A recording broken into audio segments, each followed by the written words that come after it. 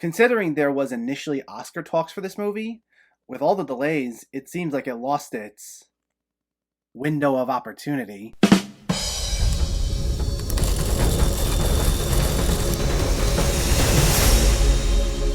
What's going on, everyone? Welcome back to my channel. Today, we're talking about a brand new Netflix release, The Woman in the Window. Before we begin, let me know in the comments what your thoughts on this movie were, if you already saw it, or if you were planning on seeing it, and make sure to hit that thumbs up button if you like these reviews, as it helps me out immensely by getting my channel out there. And if you're new here, I hope you consider hitting that subscribe button so you can stay up to date with reviews of new releases, older films, hidden gems, and so much more on a near daily basis. But let's jump right into it and let's talk about The Woman in the Window. This stars Amy Adams as Anna Fox, an agoraphobic woman living alone in New York who begins spying on her new neighbors, only to witness a disturbing act of violence. Based on the novel of the same name, this is written by Tracy Letts, who also appears in a supporting role as Anna's therapist, and it's directed by Joe Wright, who brought us films like Atonement, Pride and Prejudice, and most recently, Darkest Hour. It's also notable for having been repeatedly delayed over the past few years. It was initially supposed to be released back in 2019, but after test screenings left audiences confused, it went through reshoots after 20th Century Fox was acquired by Disney. And then it was supposed to be released in May of 2020, but then the pandemic happened and its fate was left up in the air for quite some time until it was sold to Netflix. Now, originally, there were some Oscar talks for this one, especially since the majority of Joe Wright's films are award season contenders, with a number of them grabbing Best Picture nominations. But those hopes were starting to fade with said delays, as there didn't seem to be a rush to get this one out once the release schedules were all thrown off last year. And after seeing the movie, I think it's safe to say those hopes are officially gone. Now, I really wanted to like this movie. Normally, production delays of this length aren't a good sign, but I try not to let those concerns affect my judgment, because between Joe Wright, the Hitchcockian premise, and the all-star cast that also includes the likes of Gary Oldman, Brian Tyree Henry, Julianne Moore, Jennifer Jason Leigh, and recent Falcon and Winter Soldier stars Anthony Mackie and Wyatt Russell, I figured this would at least be decent. And considering Tracy Letts is normally a critically acclaimed screenwriter, I'd like to know what the original cut of this looked like, and what exactly left audiences confused. Because the story, while layered, isn't one I found to be overly convoluted at any point. But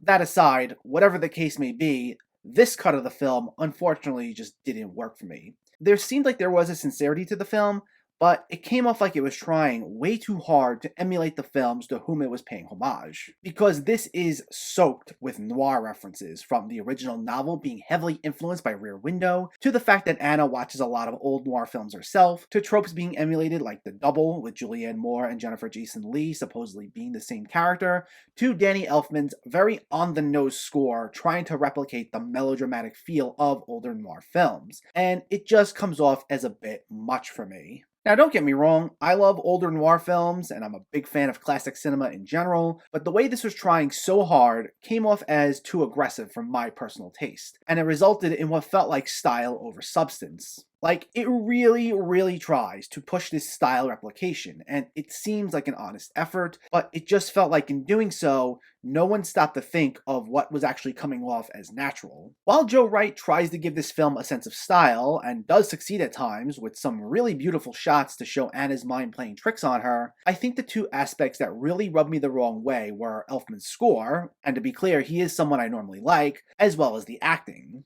Despite the talented cast, the performances, as well as some of the dialogue, just comes off as really stilted. I don't even want to say bad, because everyone was clearly trying here, and for some people I know the performances actually were what saved this film for them. But the style everyone was going for, with very sudden outbursts or trying to force this air of mystery, just didn't work for me. There were a number of sequences that felt hokey more than anything.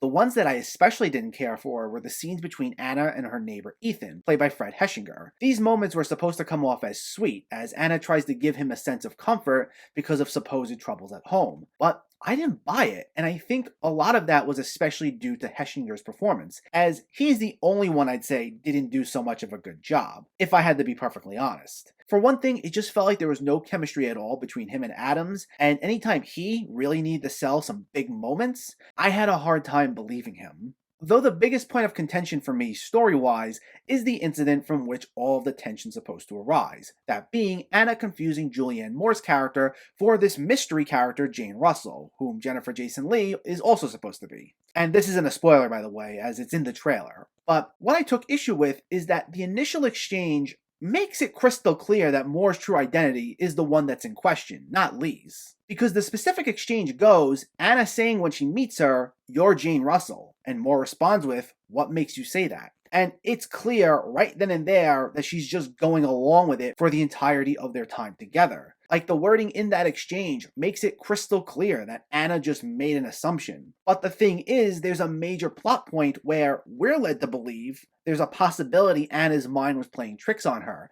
because of her agoraphobia and the medication she takes. They try to sell this mystery as far as who's the real Jane Russell, Moore or Lee. Yet, I had a hard time buying into that mystery. If Moore herself had explicitly introduced herself as Jane, then I'd have an easier time going along with everything. But the way it's set up makes this about as subtle as a brick through a window, no pun intended.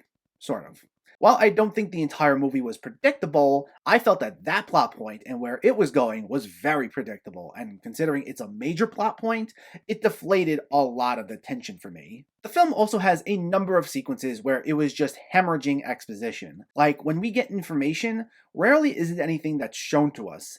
It'll usually be large blocks of dialogue where characters are just standing there and explaining literally everything to us, which becomes a little annoying after a while. The most egregious example of this, without spoiling anything, comes in the third act, where everything comes full circle and all is revealed. Now, I think part of it had to do with the reshoots, but so many of these big reveals are said almost way too casually and all in one shot, neatly wrapped up in a nice little bow. It just felt like there were times where this was trying way too hard to make sure everything was crystal clear for the audience after the supposedly confusing test screenings. But these expositional moments come off like they were being said with such disinterest, especially during the third act. And because of said disinterest, it caused me to start mentally checking out myself. And by the end, I was kind of just glad it was over.